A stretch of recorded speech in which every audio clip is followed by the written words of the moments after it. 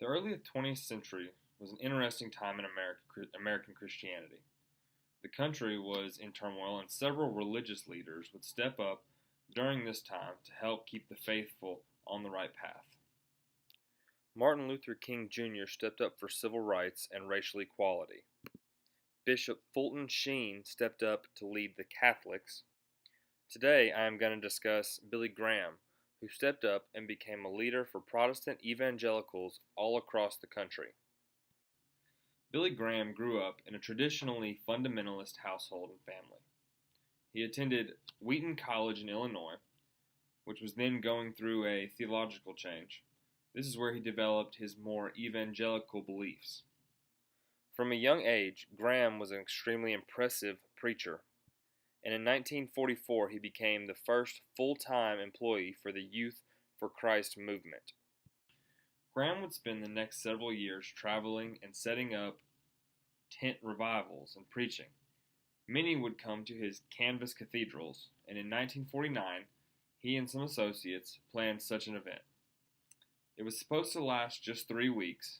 However, many major conversions of high-profile athletes, mobsters, and entertainers led to an extension of the event. It would end up lasting a total of 9 weeks and was a massive success.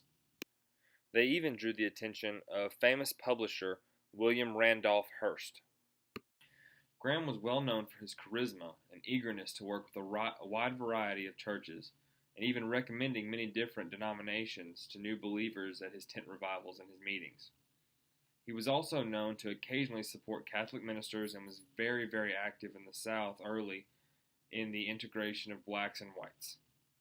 He was said to be able to discuss old matters of religion and make them feel new.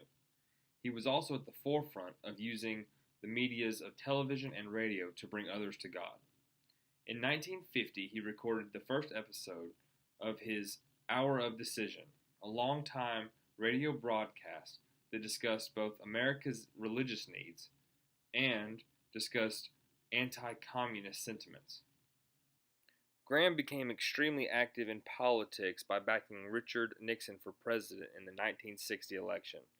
He was very public about his support, but when Nixon was forced to resign in 1974, Graham became much more cautious of involving himself in politics.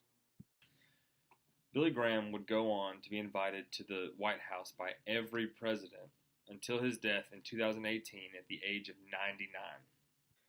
Graham will go down as one of the most influential Protestants of the 20th century and one of the most respected men in Christendom.